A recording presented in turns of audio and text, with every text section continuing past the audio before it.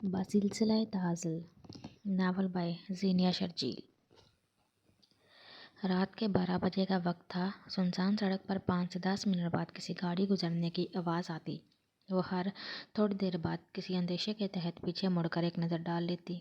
پرانے اور بدرنگ کپڑے، پیر میں موجود گھسی ہوئی چپل سے اس کی حیثیت کا اندازہ لگایا جا سکتا تھا۔ یقیناً وہ کسی کے گھر میں کام کرنے والی نوکرانی تھی، جو گدے میں ایک بچے کو تھامے چہرے پر گھبراہٹ کے آثار لیے بھاگنے کے انداز میں تیزی سے آگے قدم بڑھائے چلی جا رہی تھی۔ اس کی نظر راستے میں ایک ٹیلی فون بوتھ پر پڑی۔ اس نے اپنے پاس موجود مطلوبہ نمبر پر فون ملایا۔ صاحب، ام کام کر چکی ہے، بچہ ہمارے پاس ہے، وعدے کے مطابق انعام تیار رکھو، ام بچہ لے کر آتی ہے۔ اپنی بات مکمل کر کے وہ ٹیلی فون بوتھ سے نکل کر دوبارہ بچے کو گود میں لیے اپنی منزل پر پہنچنا چاہ رہی تھی، مگر شاید آج منزل پر پہنچنا اس کے نصیب میں نہیں تھا، کیونکہ جو اس کے پیچھے تیز رفتار سے ٹرک آ رہا تھا، اس کا ڈرائیور نشے میں تھا، جو اسے کچلتا ہوا آگے بڑھ گیا، مگر جسے اللہ رکھے اسے کون چکھے۔ ٹرک سے ٹکرانے کے باعث بچہ اچھل کر سامنے کچرے کے ڈھیر پر گر پڑا، مگر وہ کام کرنے والی گناہ کا کام کرتے اپنی زندگی سے ہاتھ دھو بیٹھی۔ درد سے اس کا پورا وجود پھوڑے کی طرح دکھ رہا تھا۔ وہ بیڈ پر گری گٹری کی مانند لیٹی ہوئی رو رہی تھی۔ خاموشی میں اس کے رونے کی آواز اس کی تکلیف کو بیان کر رہی تھی۔ اتنے میں بیڈ روم کا دروازہ کھلا۔ اس میں اتنی سکت نہیں تھی کہ وہ مڑ کر آنے والے کو دیکھتی، مگر اور کون ہو سکتا تھا بھلا اس کے شوہر کے سوا۔ کیا ہوا؟ زیادہ درد ہو رہا ہے؟ دکھاؤ ذرا۔ وہ بیڈ پر اس کے قریب بیٹھتا ہوا فکر مندی سے پوچھنے لگا۔ ساتھ اس کی شرٹ کی زپ کھولی۔ اس کی کمر پر جاں بجا لال نشانات سے بھری ہوئی تھی۔ کون سا تمہیں مار کے مجھے خوشی ہوتی ہے؟ آخر ایسی حرکتیں کرتی ہے کیوں ہو جو میرا ہاتھ اٹھے؟ وہ نرمی سے بولتا ہوا اس کی کمر پر موجود نشانات پر نرمی سے اپنی انگلیاں پھیر رہا تھا۔ رونا اب سسکیوں میں بدل چکا تھا، کیونکہ اب وہ اپنے شوہر کے ہونٹوں کا لمس ان نشانات پر محسوس کر رہی تھی، جس سے اسے راحت کی بجائے مزید تکلیف ہو رہی تھی، مگر وہ چاہ کر بھی اسے ایسا کرنے سے روک نہیں سکتی تھی، کیونکہ وہ اس کا انجام جانتی تھی۔ تمہیں اپنے بھیا کو ہمارے بیڈ روم کی باتیں نہیں بتانی چاہیے تھی جان۔ میاں بیوی کو تو ایک دوسرے کا لباس کہا گیا ہے، جانتے ہو اس بات کا مطلب؟ تم نے اسے میرے بارے میں بتا کر آج مجھے بے لباس کر دیا۔ یہ اسی بات کی ایک چھوٹی سی سزا ہے، تاکہ تم آئندہ احتیاط کرو۔ وہ نشانات پر آئن میں لگاتا ہوا اس سے مخاطب ہوا۔ جانتی ہو نا تمہیں کتنا پیار کرتا ہوں میں؟ اس دنیا میں وہ تم ہی ہو جسے میں سب سے زیادہ چاہتا ہوں۔ زندگی مانتا ہوں تمہیں اپنی۔ اب اس کا رخ اپنی طرف موڑ کر اپنی شرٹ اتار رہا تھا۔ آج نہیں پلیز، مجھے درد ہو رہا ہے۔ شوہر کی طلب کو سمجھتے ہوئے بے ساختہ اس کے منہ سے نکلا۔ اس سے پہلے وہ اپنی بات پر پچھتاتی، اس کی ریشمی زلفیں محبت لٹانے والے شوہر کی مٹھی میں تھی۔ زور سے بولو، مجھے آواز نہیں آئی؟ وہ مٹھی میں اس کے بالوں کو جکڑے ہوئے نرمی سے پوچھ رہا تھا۔ نہیں، کچھ نہیں۔ اسے دوبارہ رونا آنے لگا۔ وہ رونے کے درمیان بولی، شاباش، اب چپ ہو جاؤ، تمہارا رونا مجھے پریشان کر رہا ہے۔ وہ اس کے بالوں کو چھوڑ کر اس کے آنسو پوچھتا ہوا اس کے دونوں ہاتھ اپنے ہاتھوں میں جکڑ کر اس کی گردن پر جھک چکا تھا۔ وہ اس کی بات مانتے ہوئے اپنے آپ کو رونے سے باز رکھ رہی تھی، مگر اس کے باوجود اپنی سسکیوں کو نہیں روک پا رہی تھی۔ کمرہ ایک دفعہ پھر اس کی سسکیوں کی آواز سے گونج اٹھا، مگر اس کی سسکیاں سننے والا اس کا شوہر اپنی ضرورت پوری کرنے میں مگن تھا۔ تقریباً رات کے 2 بجے کا وقت تھا جب ناصر اپنے گھر کی طرف جا رہا تھا۔ گلی میں اندھیرے اور سناٹے کے باعث کتوں کے بھونکنے کی آواز ماحول کو مزید بھیانک بنا رہی تھی، مگر وہ ان سب کا عادی تھا، اس لیے بنا کسی خوف کے چلتا جا رہا تھا۔ ویسے بھی آج 2 دن کے بعد ایک اچھا شکار اس کے ہاتھ لگا تھا، اس لیے اس کے ہاتھ میں موجود تھیلی کھانے پینے کی چیزوں سے بھری ہوئی تھی۔ اب وہ 2 دن بغیر کسی کا پرس مارے آرام سے بیٹھ کر کھا پی سکتا تھا۔ کل ہی اس محلے کا گٹر بھر چکا تھا اور گندا پانی گٹر سے ابل کر باہر آ چکا تھا۔ گندے پانی سے بچ کر پھلانگتا ہوا وہ اپنی منزل کے قریب پہنچ رہا تھا۔ جیسے ہی وہ گھر کے قریب آیا، کتوں کے بھونکنے کی آوازوں کے ساتھ ساتھ اسے کسی بچے کے رونے کی آواز بھی آ رہی تھی۔ سامنے کچرے کے ڈھیر پر جب اس کی نظر پڑی تو ایک 4 ماہ کا بچہ کچرے کے ملبے کے اوپر اپنے گدے سمیت پڑا ہوا بلک بلک کر رو رہا تھا۔ لوگ بھی حرام کر کے اپنا گند کچرے پر پھینک جاتے ہیں، وہ سوچتا ہوا اس بچے کو نظر انداز کر کے جانے لگا، مگر سامنے سے 3-4 کتوں کو اکٹھا دیکھ کر اس کے دل میں خیال آیا، یہ کتے اس بچے کو بری طرح بھنبوڑ کر رکھ دیں گے۔ نہ جانے کس احساس کے تحت اس نے گدے میں موجود اس بچے کو گدے سمیت اٹھا لیا اور گھر کی طرف روانہ ہوا۔ آ گیا تجھے کچھ احساس ہے؟ کب سے بھوکی مر رہی میں؟ نسرین دروازہ کھولنے کے ساتھ اس پر شروع ہو چکی تھی۔ اور یہ کس کو اٹھا لایا ہے تو؟ اب اس نے گدے میں موجود بچے کو دیکھ کر حیرت کا اظہار کرتے ہوئے ناصر سے کہا۔ ارے چپ بھی ہو جا، اندر تو آنے دے اور اس کو پکڑ، بتاتا ہوں سب۔ ناصر جھنجھلا کر بولا اور بچہ نسرین کو تھمایا۔ نسرین نے بچے کو دیکھا تو کپڑوں سے وہ کسی اچھے گھرانے کا بچہ محسوس ہو رہا تھا، شاید بھوک کی وجہ سے وہ بری طرح رو رہا تھا۔ نسرین نے تھیلی میں موجود کھانے پینے کی چیزوں میں سے دودھ کی تھیلی نکالی، اپنے گھر کی دیوار کے پار برابر میں شبو سے مننے کی فیڈر تھوڑی دیر کے لیے مانگی۔ اب بتا کہاں سے لایا ہے اس بچے کو؟ دودھ پلا کر جب نسرین نے اس کو واش کرانے کی غرض سے ڈائپر اتارا تو اسے معلوم ہوا وہ بچی ہے، یہ لڑکی ہے۔ خیر جو بھی ہے، صبح یتیم خانے میں دے آؤں گا۔ کچرے کے ڈھیر میں روتی ہوئی ملی تھی تو لے کر آ گیا، جا اب میرے لیے کچھ کھانے کو لے آ۔ ناصر نے سوتی ہوئی بچی کو دیکھ کر نسرین کو مخاطب کیا۔ بچی اب دودھ پی کر سو چکی تھی۔ ناصر اور نسرین دونوں ہی اس پسماندہ علاقے میں رہنے والے میاں بیوی تھے۔ ناصر ایک سست کام چور قسم کا انسان تھا جس سے محنت مزدوری نہیں ہوتی تھی، پیٹ پالنے کے لیے چھوٹی موٹی چوری چکاری سے کام چلا لیتا تھا، جس سے نسرین کو بھی کوئی فرق نہیں پڑتا تھا، کیونکہ اس کے نشئی باپ نے اپنا بوجھ اتارنے کے لیے نسرین کو ناصر کے ساتھ بیاہ دیا تھا۔ باپ کے گھر میں 8 بہن بھائیوں کو 2 وقت کی روٹی بہت مشکل سے میسر ہوتی تھی، اس لیے نسرین بھی فاقوں میں پلی بڑھی تھی۔ شوہر بھی ایسا ملا تھا تو اسے کوئی رنج نہیں تھا، بس دوسرے بچوں کو دیکھ کر ایک ہوک سی دل میں اٹھتی کہ کاش اس کے بھی کوئی اولاد ہوتی، جیسے اس کی ماں 8 بچے پیدا کر کے اولاد جیسی نعمت سے مالا مال تھی۔ مگر شادی کے 10 سال گزرنے کے بعد بھی ناصر اور نسرین دونوں ہی اولاد سے محروم تھے۔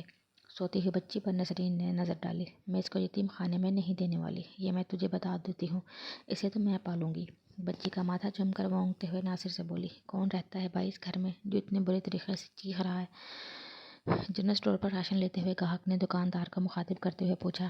یہ اسی پسماندہ علاقے کا دوسرا گھر تھا جہاں سے روز معمول کے مطابق چیخنے چلانے کے لڑنے جھگڑنے کی آوازیں آ رہی تھیں۔ یہ افتخار احمد کا گھر ہے، اس محلے کا سب سے مشہور گھر۔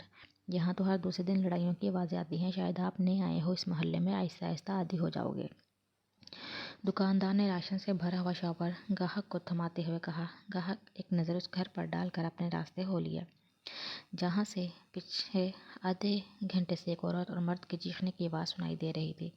روز روز آلو کی سبزی کیوں بنا لیتی ہے تو؟ تنگ آ گیا ہوں میں روز روز اس آلو سے، سر پھوڑتے ہوئے افتخار اب کھانے کے پلیٹ کچن کے دروازے پر مارتے ہوئے زور سے چیخا۔ اگر روز آلو منہ میں نہیں چلتے تو گوشت لا کر دیا کرو نا، اپنی بوٹیاں تو کاٹ کر پکا کر تمہیں پیٹ بھرنے سے رہی۔ فائزہ بھی اس کی طرح چیختے ہوئے افتخار سے بولنے لگی اور نیچے پڑی ہوئی پلیٹ کو اٹھا کر صبح ناشتے کے سنے ہوئے برتنوں میں پٹک کر کچن سے نکل آئی۔ اسے یہ 2 سوٹ سلائی کے آج بھی مکمل کرنے تھے، اس لیے وہ افتخار کے کپڑے نہیں دھو سکی تھی، جس کی وجہ سے افتخار زور زور سے چیخ رہا تھا۔ خیر یہ تو معمول کی بات تھی، فائزہ جب اس کے سارے کام کر دیتی وہ تب بھی کوئی نہ کوئی موضوع اٹھا کر اس سے لڑتا۔ فائزہ اس بات کی عادی تھی، اس وقت گھر کی صفائی بھی نہیں ہو سکی، ویسے بھی یہ 2 کمروں کا سیلن زدہ بوسیدہ مکان، اس کی صفائی ستھرائی 2 دن کے بعد ہی ہوتی تھی۔ پچھلے ہفتے گوشت لا کر تو دیا تھا، کون سی دعوت میں اڑا دیا تو نے؟ یقیناً اپنی صبح کی بہن کے گھر بھجوا دیا ہوگا چوری چھپے۔ افتخار بلند آواز میں چیختا ہوا اب اس کی بہن کو بھی اپنی لڑائی میں گھسیٹ رہا تھا۔ شرم کرو افتخار، جب تم جوئے میں اپنی آدھی تنخواہ ہار کر آ جاتے ہو تو وہی میری بھوکی بہن تمہارے گھر پر راشن ڈلواتی ہے، میں بھلا کیا اس کے گھر میں تمہاری چند بوٹیاں چوری چھپے دوں گی؟ یہ جو 2 سپولے پیدا کر کے میرے سینے پر ڈالے ہیں نا تم نے، ان کا پیٹ بھی بھرنا ہوتا ہے مجھے تمہارے ساتھ۔ فائزہ اپنی بہن کا نام سن کر صوبیر کاشی کو کوسنے لگی۔ ایسا نہیں تھا کہ وہ اپنے دونوں بیٹوں سے پیار نہیں کرتی تھی، ایک انہی کی وجہ سے تو وہی شخص کے ساتھ گزارا کر رہی تھی، مگر جب افتخار اپنی لڑائی میں اس کے گھر والوں کو گھسیٹتا تو وہ بھی پھر کسی کا لحاظ نہیں کرتی۔ جواب دے گی آگے سے مجھے؟ افتخار کا زوردار تھپڑ ایک لمحے کے لیے فائزہ کا منہ بند کر گیا۔ ذلیل انسان، ہاتھ کیوں اٹھایا تم نے مجھ پر؟ فائزہ نے زور سے چیختے ہوئے افتخار سے کہا۔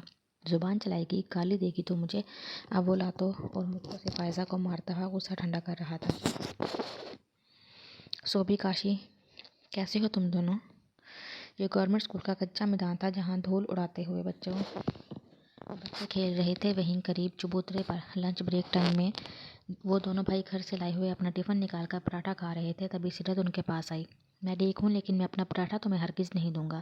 کاشی نے سنجیدگی سے پراٹھا کھاتے ہوئے سیرت کی بات کا جواب دیا، جس پر اس نے برا سا منہ بنایا۔ تم سے بات کون کر رہا ہے؟ دن بدن اونٹ کی طرح لمبے ہوتے جا رہے ہو اور تمیز نام کو نہیں۔ وہ اپنی چھوٹی سی ناک سکیڑتی ہوئی کشان کو دیکھ کر بولی۔ معصوم، وہ صرف شکل سے تھی، عادتاً تو وہ ایک دم کاٹ کھانے کو دوڑ جائے۔ دن بدن تمہارے بھی پر نکلتے جا رہے ہیں، ناصر کے نقشے قدم پر چل کر ہمارے محلے کا نام روشن کرو تم۔ کشان نے اس کو ایسے انداز میں دیکھ کر کہا جیسے اس کے سارے کارناموں سے باخبر ہو۔ خبردار جو تم نے ابا کو کچھ کہا تو ورنہ میں لحاظ نہیں کروں گی، اس پتھر سے تمہارا سر پھاڑ دوں گی، سیرت نے اسے دھمکی دی، جس پر کشان ہنسا۔ تم ذرا یہ پتھر اٹھا کر تو دیکھو، پھر دیکھنا میں تمہارا کیا حشر کرتا ہوں، کشان نے بغیر لحاظ کے اسے بولا۔ تبھی سیرت پتھر اٹھانے کو آگے بڑھی، مگر سبحان نے فوراً اس کا ہاتھ پکڑ لیا۔ کیا ہو گیا ہے سیرت؟ فوراً غصہ آ جاتا ہے تمہیں؟ آؤ میرا پراٹھا کھا لو۔ ازلی رحم دلی کے باعث سبحان نے بیچ بچاؤ کرایا، کیونکہ وہ اپنے جنگجو بھائی سے بھی واقف تھا اور ناصر کی اس افلاطون بیٹی سے بھی۔ تمہیں معلوم ہے سوبی، میں نے اور اماں نے کل رات سے کچھ بھی نہیں کھایا۔ اب ابا کو کوئی ڈھنگ کا کام نہیں ملتا تو اس میں میرا یا اماں کا کیا قصور؟ سیرت روتے ہوئے اس سے پوچھ رہی تھی۔ کشان سے اس کی نوٹنکی برداشت نہیں ہوئی، اس لیے وہ وہاں سے اٹھ کر اپنا ٹفن لے کر چلا گیا۔ وہ اس 3 گھنٹے کی فلم سے اچھی طرح واقف تھا۔ شکل سے وہ جتنی معصوم لگتی تھی، اندر سے اتنی ہی میسنی تھی۔ اچھا رونا بند کرو، کہہ تو رہا ہوں، تم پراٹھا میرا کھا لو، سبحان نے اپنا ٹفن سیرت کی طرف بڑھاتے ہوئے کہا۔ مجھے اچھا نہیں لگ رہا ایسے، تم کیا کھاؤ گے؟ آؤ مل بانٹ کر کھاتے ہیں، اس سے محبت بڑھتی ہے، وہ معصومیت سے کہتی ہوئی۔ اکثر سبحان کو یہی جملہ چپکا جاتی تھی اور اس کے حصے کا آدھے سے زیادہ کھا جاتی تھی۔ بھوک نہیں ہے مجھے، تم کھا لو۔ سبحان جھوٹ کا سہارا لیتا ہوا سیرت کے معصوم چہرے سے نظریں ہٹا کر میدان میں کھیلنے والے بچوں کو دیکھنے لگا۔ 13 سالہ سبحان اور کشان، جو کہ ایک ساتھ دنیا میں آئے 8ویں جماعت کے طالب علم تھے، جبکہ 8 سالہ سیرت تیسری جماعت میں پڑھتی تھی، مگر ایک محلے میں رہنے کی وجہ سے وہ لوگ ایک دوسرے کو جانتے تھے۔ اس محلے میں سارا نچلا یعنی لوور کلاس طبقہ بستا تھا، مگر ناصر اپنی چوری چکاری کی وجہ سے، جبکہ افتخار کا گھر لڑائی جھگڑوں کی وجہ سے مشہور تھا۔ دے دیا تم نے اپنے حصے کا پراٹھا اس سیرت کو؟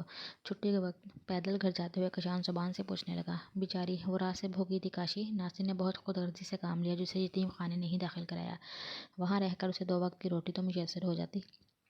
سبحان نے اظہار خیال کیا، سیرت کے ساتھ سارا محلہ بھی اس بات سے واقف تھا کہ ناصر اور نسرین نے سیرت کو کچرے دان سے اٹھا کر پالا ہے۔ میں تمہاری دوسری بات سے اتفاق کر سکتا ہوں، مگر پہلی بات سے ہرگز نہیں۔ وہ بیچاری بالکل نہیں ہے، 1 نمبر کی جھوٹی ہے، چورنی بھی۔ کشان نے پتھر اٹھا کر سامنے سے آتے پاگل کتے کو مارا تاکہ وہ دونوں گلی آسانی سے پار کر کے گھر جا سکیں۔ بری بات کاشی، بے شک اسے بیچاری مت کہو، مگر چوری اور جھوٹی بھی مت کہو۔ سبحان کو کشان کا سیرت کو یوں مخاطب کرنا بالکل اچھا نہیں لگا۔ اچھا تو اسے اپنے باپ کا انداز بھی نہیں لگتا تھا، جس طرح سے وہ اس کی ماں کو مخاطب کرتا تھا، مگر اپنے باپ کے سامنے آواز اٹھانے کا مطلب ماں کے ساتھ ساتھ اپنی شامت بھی لانا تھا۔ جھوٹی اور چورنی اس لیے کہا ہے کہ کل شام میں نے خود ناصر کے ہاتھ میں مرغی دیکھی، جسے وہ اٹھائے گھر جا رہا تھا، اور رات کو تازہ بھنی ہوئی کڑھائی کی خوشبو ان کے گھر سے آ رہی تھی۔ مرغی چور کہیں کا، معلوم نہیں کس کے گھر سے مرغی چرا کر لایا تھا، اور وہ تمہیں کہہ رہی تھی کہ میں کل رات سے بھوکی ہوں۔ 1 نمبر کی فنکار ہے، دیکھ لینا بڑی ہو کے ناصر سے بھی 4 ہاتھ آگے نکلے گی۔ نہیں مانو تو اسے دور رہو، روزانہ ہی مسکینوں جیسی شکل بنا کر کسی نہ کسی کا لنچ اڑا لیتی ہے۔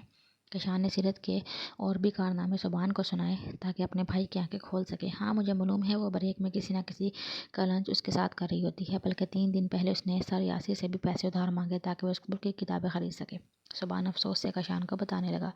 ہاں ہاں ہاں، یعنی سر یاسر کو بھی الو بنایا، اچھا ہی ہوا، کچھ دن پہلے انہوں نے مجھے مرغا بنایا تھا، کمر اکڑ کر رہ گئی تھی، انہیں تو بالکل صحیح لوٹا۔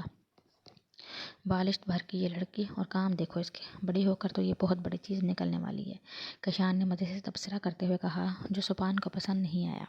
کاشی تمیز سے بات کرو، وہ لڑکی ہے اور کسی لڑکی کو اس طرح نہیں کہنا چاہیے۔ اپنے پورے گھر میں ایک زبان ہی تھا جو مزاج کا ٹھنڈا تھا، اور اپنے گھر کے افراد کے برعکس۔ تم افتخار احمد کے بیٹے سے یہ توقع کر رہے ہو کہ وہ تمیز سے بات کرے، وہ بھی عورت ذات سے؟ کشان تلخی سے ہنسا۔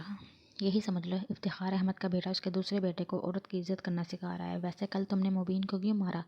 اگر وہ گھر آ کر ابو یا امی سے شکایت کر دیتا تو؟ سبحان نے اپنے غسیلے بھائی سے وجہ جاننی چاہی۔ کچھ بھی تھا، فائزہ کے ساتھ ساتھ وہ کشان سے بھی بہت محبت کرتا تھا۔ اپنے کام سے کام نہیں رکھتا مبین، اس لیے پیٹا مجھ سے، کل آ کر کہہ رہا تھا اپنے ماں باپ سے بولو ہلکی آواز میں لڑا کریں، کان دکھتے ہیں دونوں کے چیخنے کی آوازوں سے۔ تبھی اس کے کان کے نیچے رکھ کر دیا۔ کشان سبحان کو اپنا کارنامہ فخری انداز میں بتانے لگا۔ صحیح تو کہہ رہا ہے وہ، اور کس کے گھر سے اس طرح لڑنے مارنے پیٹنے کی آوازیں آتی ہیں بھلا؟ سبحان نے افسردگی سے کہا، جس کا جواب کشان کے پاس بھی موجود نہیں تھا۔ باتیں کرتے کرتے وہ دونوں اسکول سے گھر پہنچے، جہاں سوجے ہوئے منہ کے ساتھ فائزہ نے اپنے دونوں بیٹوں کا استقبال کیا۔ دونوں ہی فائزہ کی شکل دیکھ کر سمجھ گئے کہ آج پھر ابو نے ان کی ماں کو مارا پیٹا ہے۔ اکثر ایسا ہی ہوتا تھا، اور یہ وہ وقت ہوتا تھا جب وہ تینوں بلا وجہ میں ایک دوسرے سے نظریں چرا رہے ہوتے تھے۔ سبحان نے اسکول کا بستہ رکھ کر سب سے پہلے اپنا اور کاشی کا پلنگ جھاڑا، پھر کچن میں جا کر صبح کے سنے ہوئے برتن دھونے لگا۔ برتن دھونے کے بعد ایک پلیٹ میں آلو کی بھجیاں نکال کر چنگیر سے روٹیاں لیتا ہوا کاشی اور فائزہ کے پاس آیا۔ کشان افتخار پر آیا، وہ غصہ ضبط کیے ہوئے پلنگ پر لیٹا ہوا تھا، ساتھ ہی فائزہ خاموش سلائی مشین پر کپڑے سی رہی تھی۔ سبحان نے کشان کو کھانے کے لیے بلایا تو وہ سر جھڑکتا ہوا سبحان اور فائزہ کے پاس آیا۔ سبحان اور کشان کھانا کھانے لگے۔ کبھی ایک نوالا کشان اور فائزہ کے منہ میں ڈالتا تو کبھی سبحان۔ فائزہ اپنی آنکھوں سے نمی چھپاتی ہوئی چپ کر کے نوالے چبانے کے ساتھ اپنے کام میں مشغول تھی۔ غلام بخش، یسریٰ کہاں ہے؟ بہروز نے گھر آتے ہی گھر کے ملازم سے اپنی بیوی کے بارے میں پوچھا، جو کہ شام کے وقت گھر کے لان میں اسے اپنا استقبال کیے ہوئے نظر آتی تھی۔